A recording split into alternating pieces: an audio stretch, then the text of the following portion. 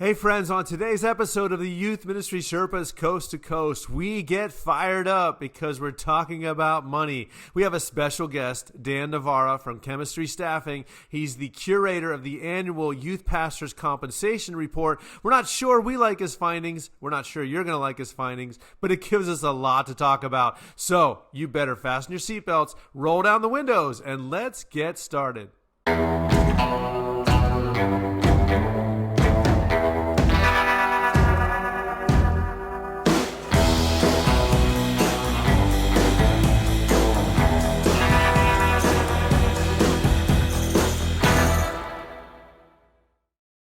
Welcome, friends, to the Youth Ministry Sherpas Coast to Coast podcast. My name is Steve Anderson, and I'm joined today by our awesome co-hosts, Brock Morgan and Shannon Dunn. Hey, guys.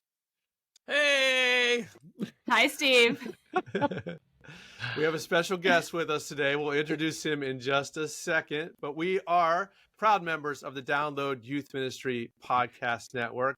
If you have not yet subscribed to the Platinum membership, you need to do that because you not only get all the great resources DYM has to offer, they also have the new Sidekick app, which is amazing. You can run your entire program from your phone in your youth room. It is so great. So check it out. Go to downloadyouthministry.com and get all the information there. So today we are going to talk about money. Oh my goodness. Money. I had a friend one time, he worked in a print shop, and he said, you know, there's two keys to printing, effective printing. One is air in the actual printer, and the other is paychecks. So I think the same is true for youth workers. Paychecks are critical to good youth ministry. Brock, do you remember, Shannon, do you remember what your first salary was when you were a young youth worker? Oh, I remember mine clearly because it was so pathetic. It comes with a little short story. Is that okay? Keep I don't it want to just short. give you a number. Make it short. Make it short. So I'm at a Presbyterian church in Glendale, California. They put at the church congregational meeting, they put everyone's salaries on the big screen. The whole church sees your salary. Mm-hmm. Yep. So there's my salary next to a guy who's about my age, similar education and experience. He's working with adults. His salary is $95,000 a year. Mine's $25,000 a year. And I was like, oh my God. So at the end of the year, they call me in for my review and they're like, Brock, you have kicked butt. Oh my gosh. We want to give you a raise. And I'm thinking, oh, they're going to give me like a raise salary by next to him. This will be amazing. And they said, you've just exceeded all expectations. So we're going to bump your salary up from $25,000 to $25,500. So good. Oh my God. Wow. Oh, man. Shannon, do you remember The your worst. first paycheck? Yeah, I mean, you know, my first youth ministry job was at camp where they like give you a paycheck and then deduct your housing and your food. Oh. And so you make like $1.50 an hour for working 24 hours a day, Okay. 7 days a week or something. But you But keep then- your tips. Yeah, I mean, it's so ridiculous. They literally could pay you almost nothing and get away with it legally. But right after that, Paid I think in I made, nachos and hot dogs. I was at Yeah. this church. I was at this church actually as a 19-year-old junior high coordinator. And I think I made like $12 an hour or something around that hourly. Oh, totally. So Oh my good goodness. times. Crazy. Well, like I said, we're going to talk about money today, so it can be funny or it cannot be funny It could when it comes to youth ministry. Oh, We're my joined goodness. today by Dan Navarra. Dan is a church coach with Chemistry Staffing, and he's also been running the Youth Cartel's examination of youth pastor compensation now for a while. So, Dan, welcome to the show today. Yeah, hey, thanks for having me, guys. Excited to be here and talk. After hearing this introduction, you're probably like, oh man, I got to talk these people off the cliff. Right. It is a common theme whenever I talk on podcasts about youth pastor compensation that we have to avoid the cliff together. Yes. Oh my goodness. How did you like get into this line of like? How did you get started into this stuff? Into this depressing line of work. Yeah. Well, so I'm not a youth pastor anymore. I guess I should start there. But I did 15 years as a youth pastor in ministry, and so and I can talk about that a little bit too. But what happened was I was at a church, and the youth group was going good, and I'd hit that like the quote unquote magic 10-year mark, where if you ever look at a job board, there's like churches that are like, we'll hire anybody. There's churches who are like, we want the 3 to 5 year full-time experience youth pastor. And then there's churches that like, we want the 10+ year person, right? And those jobs are always at bigger churches and da-da-da. And so I was like, oh, I hit the 10-year mark. And my youth group's doing really good. And I've been at this church for a few years. I'm like, I probably deserve a raise. So I thought to myself, the best way for me to prove that I deserve a raise is to ask in the Download Youth Ministry Facebook group people what they make and what their education and experience is. And so I put together like a little Google form with like 6 questions on it. It was like, what do you make? What's your education? What's your tenure? I don't remember what they were, but it was like really basic and simple. And I put a link to it, and I was like, hey, I'm going to go ask my boss for a raise. I'd love some data to take with me. And within like half an hour, I had 400 responses to the survey. No way. Wow. And like the comments were like, just like, it was a flame war. It was like, and I was like, ooh, I think I touched a nerve. And so I got on the email chain, and I reached out to my buddies at the Youth Cartel, and I'd known them. My wife used to work for Youth Specialties. If you know what that is, cool. That means you're OG youth ministry. Of course, YS. Come on, people. Well, it's an old thing now, and you know the lifespan he just of a called us old. No, Yeah, the lifespan of a youth pastor is, you know, most of them weren't doing it before. No, COVID. you're right. You're right. Yeah. True. So, Yeah. you know, if raise your hand if you've been to NYWC, right? It's like there's a smaller and smaller group of people. It really is. You're right. Everybody froze on my end, but I don't know if that's a real thing. So Yeah, I'm just gonna keep talking. Keep talking. You're Perfect. Keep going. Sweet. So I ended up getting this form with like over 2,000 submissions, which was nuts. And those guys helped me like formulate, hey, we should do a report. But I took that to my boss and I showed him the data, and I got a $0 raise. So it didn't work. Wow. But I realized that it was something that our community needed. There wasn't great data out there for youth pastors. And I had learned myself kind of firsthand that youth pastors don't know how to navigate taxes and housing allowance and social security and XYZ. And I had learned the hard way that youth pastors take jobs and they don't even ask about the benefits, because a lot of them are single and they're not married and they don't need benefits besides their own. And then they get married and have a kid, and all of a sudden they realize that they're getting $500 taken out of their paycheck every month for medical. And you're like, I can't afford to be a youth pastor anymore. And they quit. It's a tale as old as time. And so I set out to kind of say, you know what? I think if I raise some awareness about compensation in general among these, you know, young career folks, that I could help youth pastors not burn out. And it's been awesome to coach youth pastors for the last, now it's been 7 years and over 10,000 youth pastors on how to understand their compensation.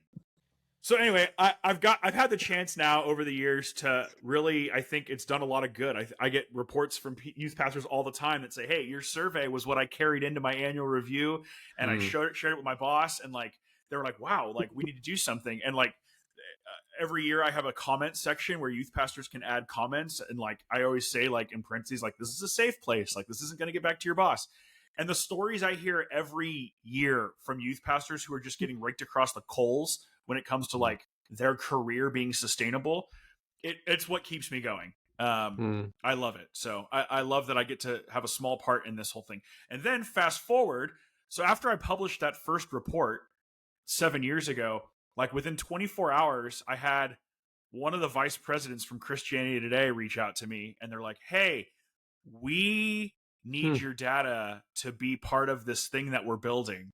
And so now the churchsalary.com salary tool uses my data, which is super fun, because churches are actually running salary reports at a high rate using that tool to set salaries for their staff, and they're using my data. So it's like actually making a real difference for churches who've never heard of Dan Navarra or chemistry staffing.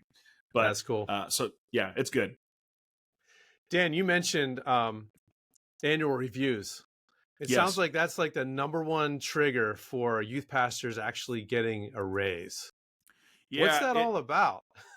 Sure. So every year I ask, have you had a review with your supervisor in the last 12 months where you've been able to talk about your compensation? And every year, about 50 to 55% of youth pastors say no. Yeah. Like half of our community does not get an annual review where they're able to talk about performance, and it's a safe place to bring up compensation where it like the boss is asking the questions, you fill out a form, something, whatever your system is. It's like, I know that I have one conversation a year where I can talk about compensation as it relates to performance and my career and just organizational career type health. And what we found over the years is there is a direct correlation between youth pastors who do and do not have their annual reviews. And the data varies from year to year. Sometimes it's as high as 15%, sometimes it's as low as 5%, but every single year, the number is higher for the youth pastors who have annual reviews. And so the kind of simple conclusion is the squeaky wheel gets the oil. And so, and like in that instance where I went into my boss's office for my annual review and said, "Hey, here's my data. Like, I think it'd be great to, have a raise." And he said, "No, there's no money for that." Next year, he knew coming into that annual review, now it's been 2 years, right? Like, and so he came in and was like, "This year we've planned for it and we can do it." And I got a raise. Like, so just having the conversation keeps the pot on the stove. And even if it's not on the front burner, like, you're raising the heat level. And so your supervisor, if you never talk about it, they never know that it's a felt need. And so, I speak all the time to this idea, this stigma that if you ask your boss for more money, and by the way, you actually have to do the asking most of the time. Like, they very rarely just unencumbered offer a raise. Yeah.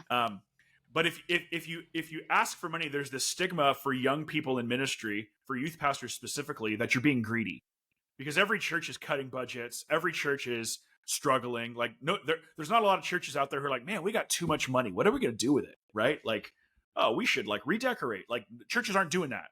And so there's this stigma that if I ask for more money, I'm being greedy and selfish, sinful. Like, it's like I don't care about the church.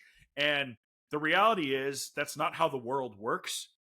like if you need a raise, you ask for a raise. If you deserve a raise, you ask for a raise. And so I just like give youth pastors permission to know their worth on paper. I'm not talking about their spiritual worth as a child of God. I'm talking about like how you relate to the industry that you work in, and be able to talk about it in humility, understanding that it's a nonprofit, like, but ask. I found the denominational distinguishing kind of the different denominations that pay different levels. For example, Steve, you work in an evangelical free church, right? Yes. And they're the highest paid youth worker. We're up towards the top of the report. If you're a male. But if you're a female in the EV free denomination, significant. Oh my gosh. No. Significant. If you're a female, don't go to the EV free church. For more than one reason. Yes, for more than one reason. Wow. But Sorry, Steve.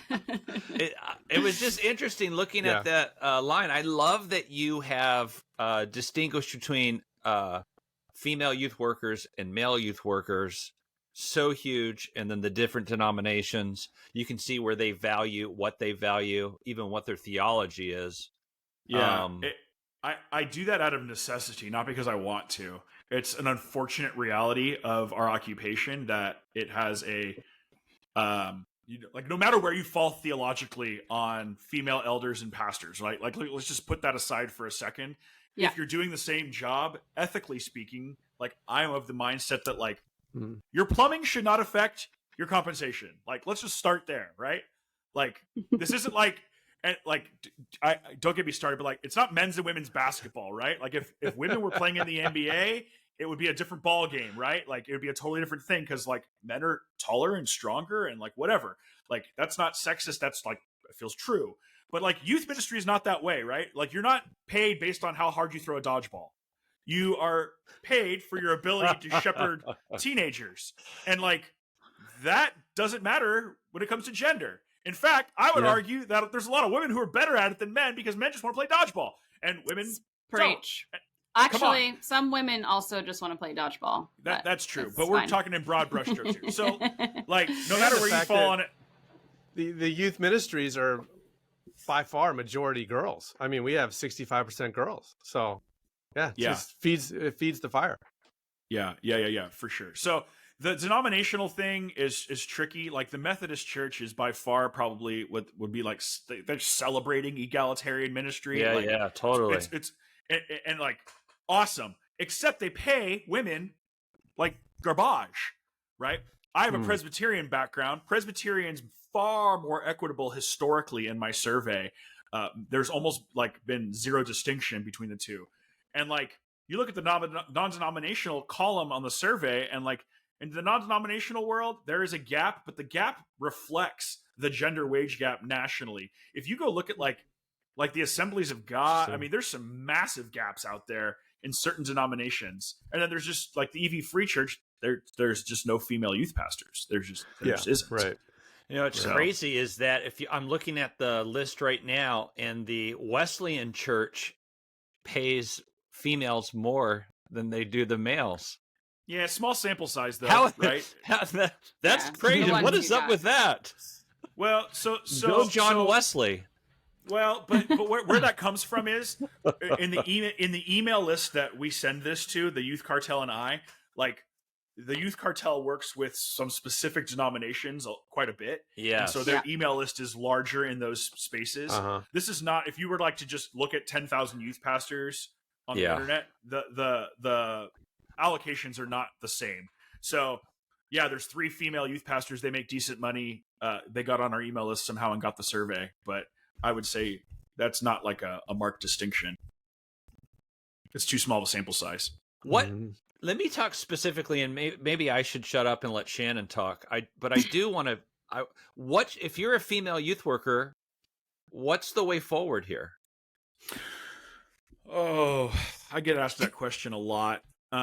So one of the things that I point to, let me just give a little context. The gender wage gap went from 18% to 12% this last year. And the way that it did that was women saw an average of 7% increase over last year. The male average salary across America this last year actually pretty much stayed the exact same. Like it technically went down $100, but I have a much larger sample size this year. So just apples to apples, we'll call it the same. But the women saw a 7% increase. We would need to see that continue for 2 more years for them to be paid. Like for me to not have to consider gender anymore, right? Like, because I list some other things in the survey too, like the percentage of people who took a pay cut last year is higher for women. Like there's more men in the survey, but like percentage wise, there was more females who took a pay cut last year. There's more females who didn't have an annual review last year. Like they're just not getting the same treatment from churches. Even the churches that affirm women in ministry as a matter of policy and polity. So I think and I've been kind of saying this for years, I think this is one of those things that could really get dangerous if it leaks into the culture that's happening at the church level, where we talk about love your neighbor as yourself, but we don't even pay people the same, like apples to apples. That I mean, there's a real danger of hypocrisy there, for sure. Where organizations now are being required to interview minorities, to interview females, and you're not allowed to payroll band based on, oh, your husband has a job. Like, great, we don't have to pay you as much. But we've all been in church conversations, and you guys have been around long enough, or maybe you've even hired this way. Oh, like your husband has a 9-to-5 job and is bringing home $100,000. Like, and you want to do youth ministry? Fantastic. Like, and like, you don't even think that you're doing something that's unjust because Well, they don't need a huge income because they're not the primary breadwinner. They don't need full benefits. I've been saying for years, churches, and now there's 5 states that make you pay, they make you post your payroll banding when you post a job. And if you're going to offer a promotion, you have to disclose the payroll increase up front. Like California, Wow. Washington, New York. There's like 5 states nationally, and it's trending that direction. So there's some organizational things that are happening at a national level that are starting to make it so that you can't just say, well, if we hire a guy and he's married with 2 kids and we're moving him here from Texas, we know we're going to pay him 75 grand with full benefits.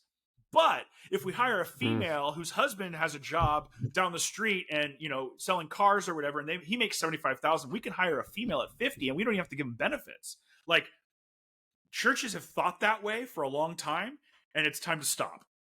Yeah. Now, your audience is probably not a lot of senior and executive pastors. You're getting a lot of youth pastors listening to this saying, amen. How do you start the conversation? I think the first step is to show them the report, the national report of several thousand youth pastors, and let me be the bad guy. Let me be the one who says, hey, this is a trend and our church should not be a part of this trend.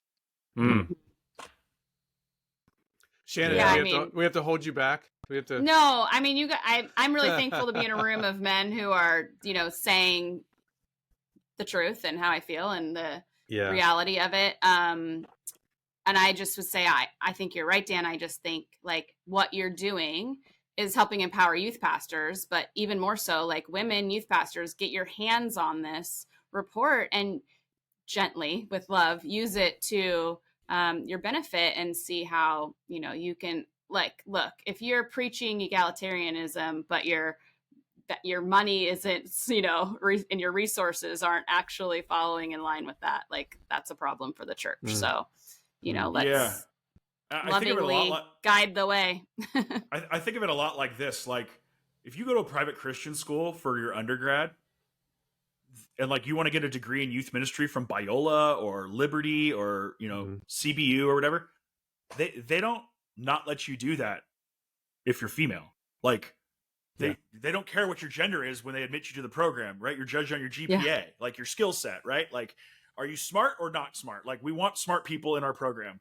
And like, so like, and those some of those schools have like denominational affiliations, like, but they're still like letting people get the certification. They're taking their money, like letting them take out student loans. Like, let's employ them too at an equal rate. So I'm gonna get off my soapbox about that, but you stay on it. You just stay there. I'll listen. Yeah, and I just want to like qualify and say we're talking about highly educated and experienced women who are being paid 12 to 15 to 20% less than their male counterparts.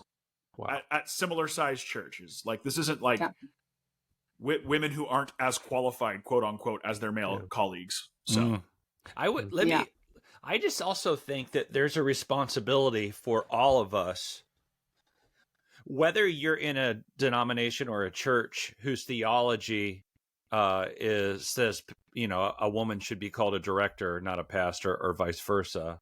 I think there's something for me. I just feel like we've got to speak into changing that culture. And so even as a male pastor who makes church-wide decisions on salary, this is something that I vocalize, because it is, I have heard the mentality brought up like, well, her husband makes a lot of money, and that is just such BS. And so it's I just think that us sitting back and just letting it that women just have to kind of fight for this on their own. I just don't think that. I think we can all contribute to changing the culture and just fairness. Oh my goodness. Well, and regardless of theology.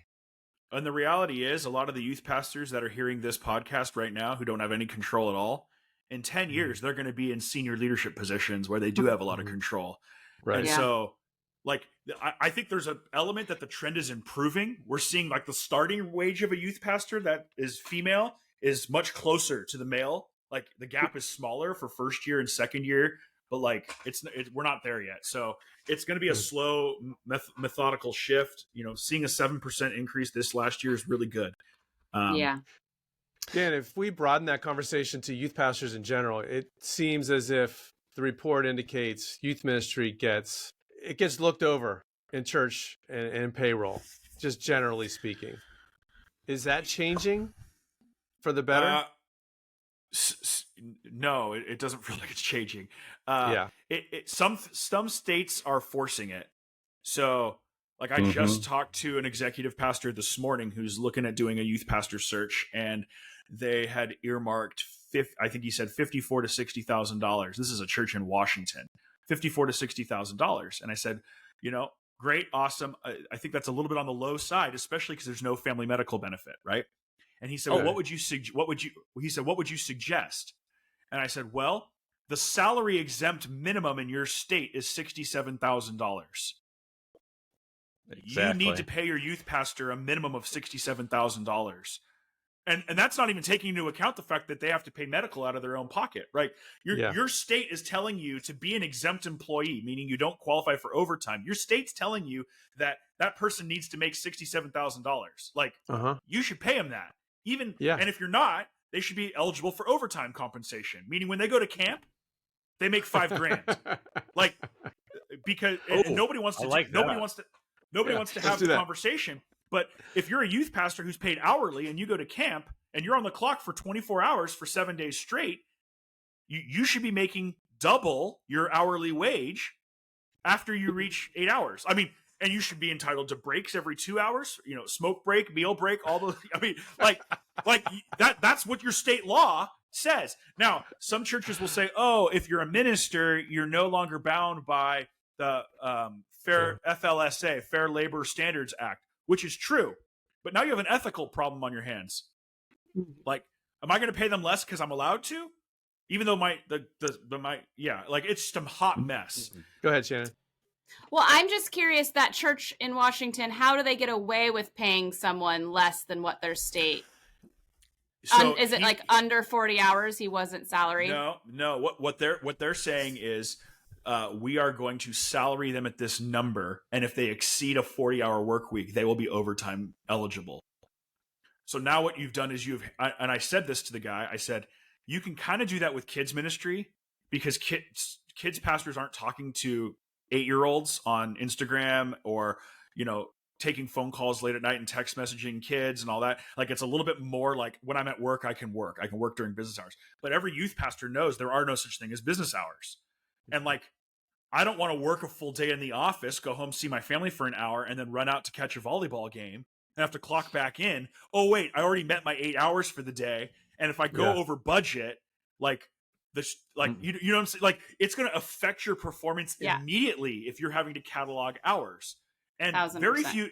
very few youth pastors are being asked to catalog their hours for overtime. I said 5 years ago, I felt like when California specifically put in its wage increase schedule from $10 an hour to $15 an hour, I predicted that we would see a rise in hourly youth pastors. That has not happened in my survey results because I ask, are you exempt or hourly? We have not seen a noticeable uptick in hourly youth pastors. And that's because churches are like, I can't afford to have an hourly youth pastor. He will hose us or she will hose us in the budget because they're on the clock all the time. Forget camps and mission trips. Like, that's a whole nother mess of churches trying to figure out how to illegally pay. Oh, well, while you're sleeping, we're not going to pay you. No, according to the rule of the law, if you're an hourly employee and you are sleeping in the same cabin as a student, you are considered on the clock. Like, you don't get to skip out. Exactly. So who's sleeping anyway? My experience in that exact position is that they tell you, well, you don't have to come on this trip. But if you do, you're volunteering some of your hours, and we'll just pay you. Isn't that illegal? Standard. Wow. Yeah, you're not allowed to You're not allowed to volunteer for your job. You're not allowed. You're not allowed to. It's against the law. This is at a previous church. Yeah. I'm not calling out my current one. If a church is putting pressure on an employee to do something like that, here's what I would recommend you do.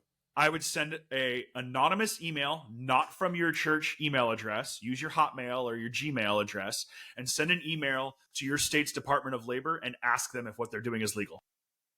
And then take the reply, which will be, no, that's not legal. and and say, hey, I did some double checking because I'm getting ready to go on this 7-day camp with 50 kids. And it turns out that I'm supposed to get paid. Like, I don't know. Here's the fact. I don't know what you guys were going to do, but here's the facts. Would you?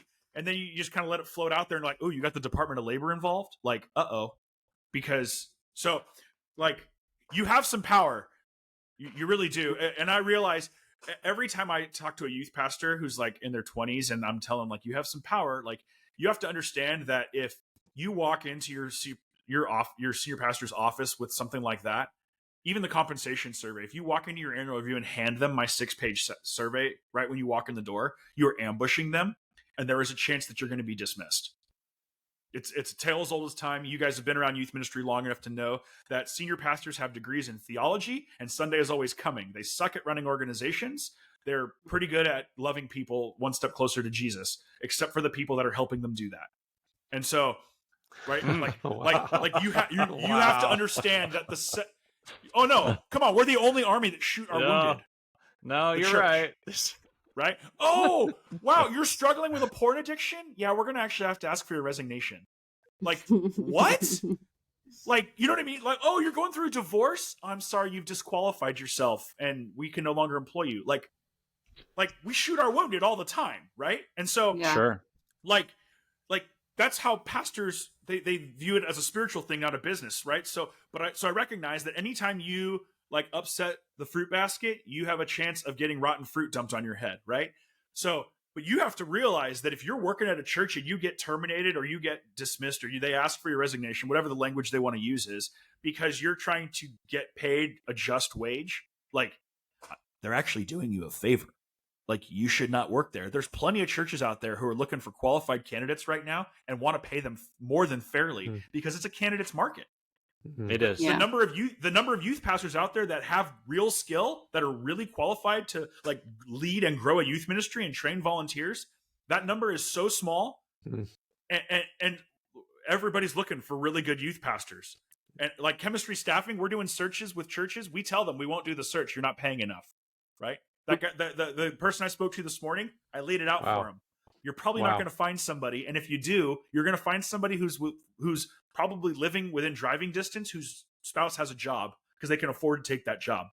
Wow. We'll do the search for you, but it's not going to be a national search, functionally speaking. You know? Right. Yeah. Hey, Dan, I have a question that's connected to what Steve asked, and what you just said opens a can of worms because back when I started in youth work, there were more youth workers than jobs. Like there were so many of my generation going into youth ministry. Yes. And that has dwindled. So you do a youth pastor search as a church and real quickly you discover, oh, this is going to be hard to find the right person. Yeah. Because there's just not a lot of candidates.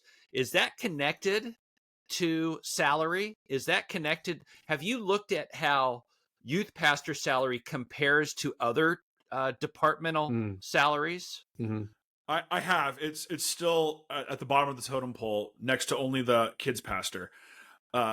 Churches have realized that they've had to increase rapidly their worship pastor budget over the last 20 years as Christian music and iTunes took off, and like churches want to cut albums, and they, now it's streaming on the internet, and it's like everybody's there. You're not in the room to visit church. You're streaming it and going, it's okay. Like, it doesn't move me. Like, I'm not going to go to that church. Right. So churches realize I have to have A+ musicians, and I have to paying our drummer. We're paying our electric guitar player now. We're paying all the people on stage because it's part of our first impression. So that position has really, there are worship pastors out there who are not on senior leadership teams, meaning they're not in elder meetings. They're not, and they're making more than people who are in those rooms because the church realizes I need somebody on the front of my stage who is excellent if I'm going to put butts in seats. And, Can I tag on that question a little bit? Yeah. I'm thinking about how much do churches play with the titles to kind of get around salary issues? Like, you're the director, you're the coordinator, you're the pastor. Yeah. It's probably unfair. It's probably different by denomination, but.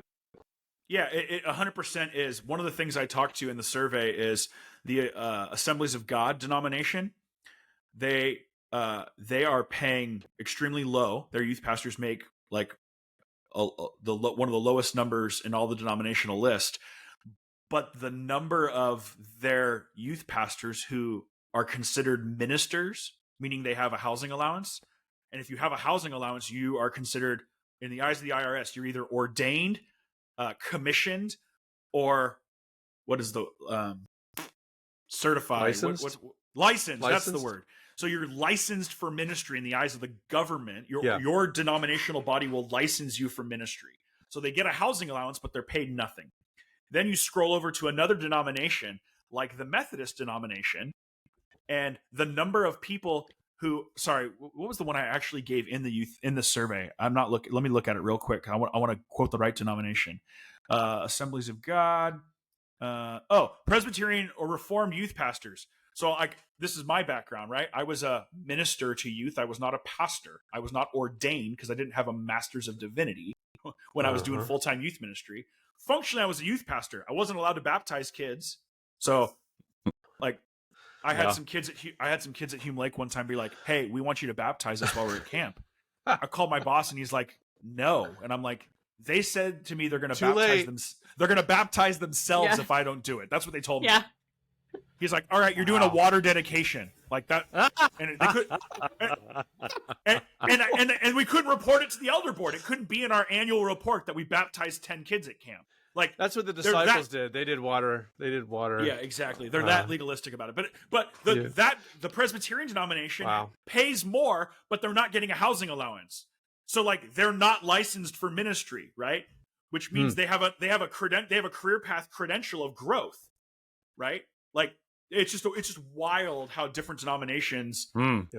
Some of them leverage the way that the government views nonprofit workers, clergy workers, and some of them are super legalistic about it. And so, you have to know what stream you're swimming in. I like to say Christianity is a wide river, and it doesn't really matter where you swim in that river. You just need to know how to swim in your part of the river. So, like I, as a Presbyterian, knew that once I got my master's and I went through ordination exam, you have to vote on my salary package every year, but it's like 10% retirement, 20% medical, 4 weeks vacation. Like there's a organized standard for ordained Presbyterian pastors. There's none of that for unordained ministers. This is 20 years ago. So you just got to know what you're in for. Yeah. It's ugly. Dude, that's so good though. This is so helpful. And I just hope that if you're listening, that you really, number one, you use this, but then also you're participating in it next year.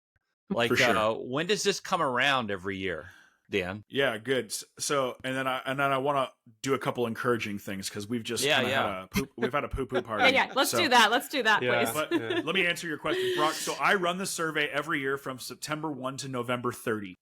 So it's a 3-month window that it's open every year. I post links to it in every large Facebook group I can get my hands on. It's on the chemistry website. Mark Ostreicher is my general editor. He's a solid dude. He puts it out on his social channels. You can find the survey. Take the 15 minutes and take the survey because it really does help. It really does move the needle. Okay. Now, let me give a couple of like encouraging and helpful things. Yay!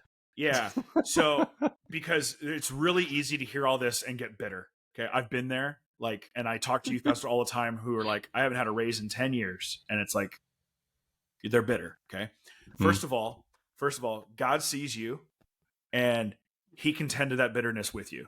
Okay, so like any relationship that you have, you gotta invite God to tend to the bitterness that's in your heart. Right? We need to surrender. We need to release. Now, that doesn't mean we become doormats and let people walk all over us. Right? But like, just like if my spouse wrongs me, what do I do with that? Right? I don't get angry and bitter and hold on to that and let it fester. I have to take it to the Lord and offer it and say, God, like, show me, take the plank out of my eye before I worry about the speck in somebody else's eye, right? So like, there's a piece of humility that comes with removing planks from our own eyes, right? I would also say, if you're going to have a conversation with a supervisor, don't ambush them, okay? the best thing you can do is you can send an email with this PDF attached. It's a free PDF. Download it for free from the chemistry staffing website. And you send an email to your supervisor, and here's the language. I want you to write it out, okay? The language is, hi, Pastor Jim, Pastor Brock, Senior Pastor Brock, or Executive Pastor Steve, or whatever. I would like to schedule a meeting with you in the next several weeks where I could talk about my past performance, okay, and my expectations for next year. Okay, that language right there. And then you put a period and you say, I've attached a copy of the National Survey of Youth Pastor Compensation put together by Chemistry Staffing that has surveyed over 2,000 youth pastors about their compensation. I'd love for you to take a look at that in advance of our conversation so that we can discuss my compensation at our meeting where we review my performance and look towards expectations for next year. Okay, period, send the email, okay?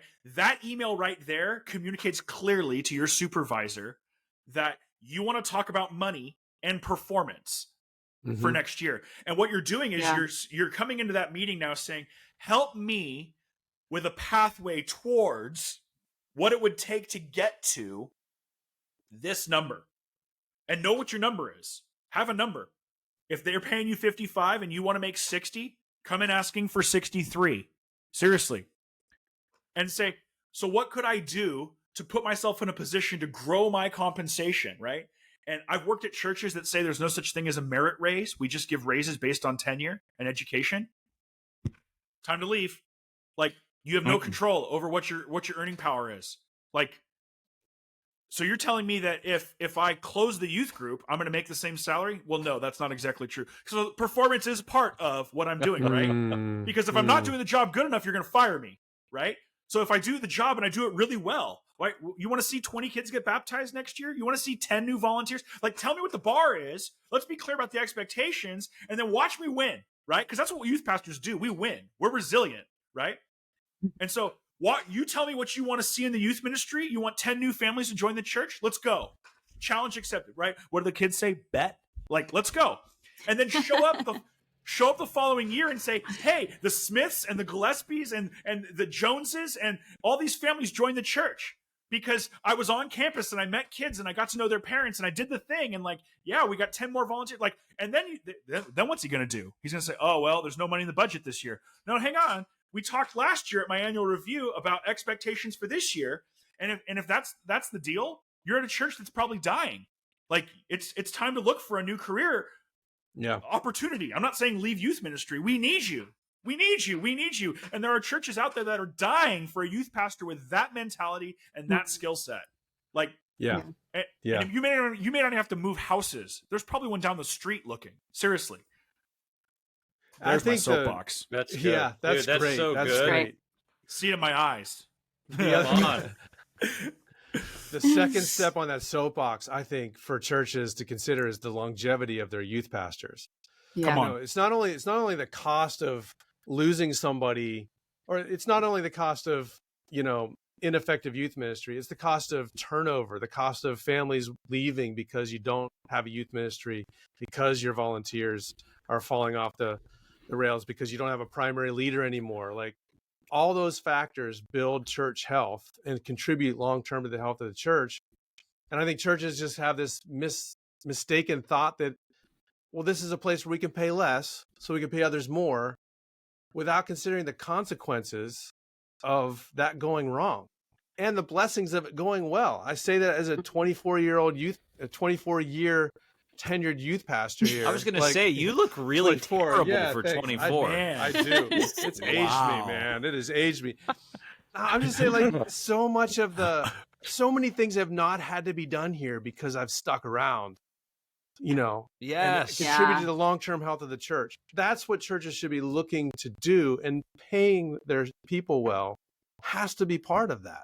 And then, never mind that the longevity of a youth pastor also has great impact on the actual faith development of an adolescent. Of course. Just add that in there. Let's go. But if you're talking money, it also contributes financially to the health of the church. Yeah. So I also talk on the survey a little bit. I realize there's a limited number of payroll dollars that churches have, right? There's Absolutely, like the program budget, missions budget, the building fund, like payroll dollars. You just can't keep growing that number. And so I like one of the strategies I tell youth pastors often to do as they're trying, like, oh, there's no money for a $2,000 a month or $2,000 a year raise.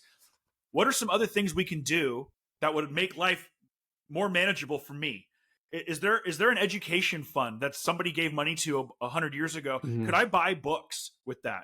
Like I tell senior leaders all the time, do you know what it means to your 20-something youth pastor to walk into their office with your credit card and say, buy $100 worth of books for your library, your personal library on the church? I would love, like, you know how you loved that youth pastor feel? You just bought yourself 3 years of pain in that youth pastor's life by buying them $100 worth of books. Because it's a gift. When you give a gift, like if you walk into your youth pastor's office and say, hey, I got the Smiths to let your family use their cabin for the weekend. I love that one. Take the Sunday off. Have somebody else cover Sunday school and take the Sunday off and take your family away for the weekend. Like, you just bought yourself so much, like, I can't do a raise this year, but I'm going to work on how I can care for you and love you in other ways from other areas of the budget or other things that I can give you. Comp time. You have a busy week, dude. Hey, take Monday off. I had a pastor who, on a week where he knew I was having a long week, my off days were Friday, Saturday. So I worked Sunday to Thursday. He would swing by my house on a Thursday evening and drop a bottle of wine off, a $10 bottle of wine, and say, hey, enjoy your weekend with your wife. Like, do you know what a gift that is? For me, like, that's him saying, I see you in the grind, and I want to honor that grind with more than your $1,400 paycheck. You know what I mean? Like, so there's other things that can be done. If he'd loved you more, he would have brought you a $40 bottle of wine, but that's okay. It was I don't care. You can show with a 40. You can show with a 40 a Coors Light. I don't care. Like, whatever. I'm guessing it was Apothic Red. Exactly. Come on. It was the dark Apothic Red blend is what it was. You know what I mean? Like, oh my gosh! But it didn't even matter. It was the fact. It was the fact that he acknowledged. It was the fact that he just acknowledged that I was in the grind. Yeah. And like, never mind what it said to my spouse. You know, Dan, cracking himself up. Oh my gosh, he's losing it. I love the vacation house one. Because it's one thing for the youth pastor to start like asking people the worst. Or hinting. That's horrible. But if your senior pastor goes out on a limb and asks for that for his staff, that's huge. Yep. I love that one. Or if you're a youth pastor and you pay for your own kids to go to camp, camp's expensive. Let's call it what it is, right? Yeah. You know, hey, senior pastors or youth pastors, you could even pitch this one too. Work the cost of your kid into the cost of camp. Heck yeah. Like, and your spouse to go too, like whatever. Like, there's no reason why you should be dropping $700 to take your own kids to summer camp. Like, work that into the cost for everybody else. I actually give all staff 50% discount on all of our retreats, but I also don't pay anything for. I've never paid anything for my kid to go to camp. You just got to build. Got to put that in. You got to build the system, right? You have to have a mind to say, okay, well, I have 3 kids. They each cost $500 to go to camp. I could spend my entire paycheck sending my kids to camp. And then they got to work the fundraisers and all this other stuff too. Yeah. Or I just raise the cost for every kid $20 and like, it's done. That's right. Anyway. So Dan, this has been great. I think what I hear you saying primarily is we have to advocate for ourselves. We have to know what's what, know your worth, what the rules are. Know your worth and be willing to speak up for ourselves. Those of us in leadership positions, we need to be speaking this upwards into senior leadership on behalf of youth pastors, on behalf of women youth pastors, on behalf of youth directors, whoever it is, just the incredible value that this brings to the church. And then, you know, just the theological value of treating people with kindness and respect equally in the eyes of God needs to be something that we talk about in church and our church staff in significant fashion. Totally. So thanks for pummeling us. Totally. Truth today. Another thing that I think stuck out real quick is if you're a youth worker and you're in an unhealthy situation, you feel hopeless, I have been in situations where I have felt stuck, just like I am stuck. And Dan, they could reach out to you, right? Because there's some amazing churches looking for youth workers. Well, and what I always say is there's opportunity out there. There really is opportunity. The phrase I hear a lot, Brock, is, man, it sucks working at this church, but I love the kids. Like, right? Yeah. Like the reason you got in it in the first place, you got these killer relationships with teenagers. And like, I'll run through a wall for them. Well, I've run through too many walls and my head hurts, but I'm still running through walls, right? Yeah. And what I tell youth workers a lot is for you to stay there because you think you're the only one who can love those teenagers, and you do it at the sacrifice of your family, your mental health, your spiritual health, like all those reasons, like you're robbing God of an opportunity to show up at that church with new life and new blood and maybe bring some change about. And by the way, you may not be living in your calling. Like, I'm not saying God's telling every youth worker who's being treated unfairly to leave, but I am saying don't be afraid of, oh, I'm abandoning the kids, they're going to feel abandoned. No, God might have a different plan for that group. You may not know who God's calling to that group of kids. Like, don't play God. Yeah. So there's definitely churches that are looking right now. That's good. Definitely. Dan, how can they contact you? You can dial 911. No, I'm just kidding. You can find me on the chemistry staffing website. That's chemistrystaffing.com. You can email me. It's dan.navarra, dan.navara at chemistrystaffing.com. And I would love to chat with anybody. If you Google me and National Christian Foundation comes up, that's because that's my full-time job. I get to work with generous Christians. Like I said, I'm no longer working for a church on Sundays, but I'm still in ministry, and they love that I get to do this, and I love that they love that I get to do this. So find me online, Instagram, Facebook, whatever. Send up a smoke signal. I'm in all the youth pastor Facebook groups. And if you see people tagging the bat signal, that's usually what they put in the chat when they need me to jump in on some expertise, whether it's housing allowance or Social Security or benefits or whatever. So tag me in your comments on Facebook, and I will always chime in as best I can. Awesome. And super great to know. Dan, thank you for what you're doing to help youth pastors. Thank you for putting this survey together and for, working so hard to get this in the hands of people. I know I have appreciated it over the last few years, and I hope it helps even more youth pastors. So for sure. Take the survey, people. We need the data. Yes. So, thanks, guys. Hey, it's been great. Thanks, Dan. Thank you. Dan was so good. I am really thankful for how passionate he is about what he does. He had so much good stuff to offer. Such wisdom. Yeah. You guys Insight. Encouraged or are you discouraged? Vulnerable, discouraged. Are you feeling discouraged? Yeah. Yeah. There's a lot to be discouraged about, but I also think there's some hopeful things in there. Salaries are coming up. Yeah. And then the other are thing, on the increase. Yeah. For sure. Reviews are super important. The other thing is that whole aspect of it being a candidate's market. Yeah. Like, you don't, if you love youth ministry and you're feeling stuck, but you have this calling, there is opportunity out there. And I know that sometimes you're like, well, I don't want to. I used to have the ethic that I can't take a job in the same region because it felt unethical to switch to a church that's down the road, and I don't believe that anymore. Right. Because my family has been uprooted and hurt because of me having that mentality, and it's okay to go down the road sometimes. To a healthier place without uprooting your family. It's encouraging to know that there are resources, what Dan is providing. I feel, it's more like there's some empowerment behind there. You don't have to be at this alone. You don't have to be asking the questions. There's people out there that care and want to help you on this journey.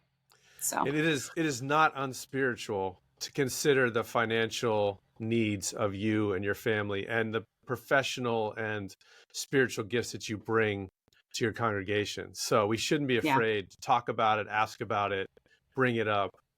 And to be it's honest, not dishonoring to God to do that. Steve, that's the number one thing that if I could go back in time and tell my 23-year-old self, that's because I did nothing but the first 15 years of ministry, but sacrifice and not even consider my family because I was just like, oh, I'm just focusing on ministry. God will provide. And there's something beautiful about that, but there's also something very detrimental to your family when you're not thoughtful with your finances. Yeah. Right. I mean, we should be as wise as serpents and as gentle as doves. And I think that applies in the way we view this. So absolutely. don't be a doormat. We got gifts, people. We got gifts to bring to the world. Yeah. We if we can encourage your you, worth. let me, if you want to reach out to us, email us. Yeah. Reach out through social media, whatever. If you just need us to, we would love to encourage you, any of us. And so reach out to us because I know what it's like to feel hopeless and stuck. And we're with you. Yeah. Amen. YouthMinistrySherpas@gmail.com. Reach out. Awesome. Hey, Thank you guys. This was fun. Yeah, we'll do it again soon. New episode coming out soon. Love you guys. Awesome. Bye. Bye.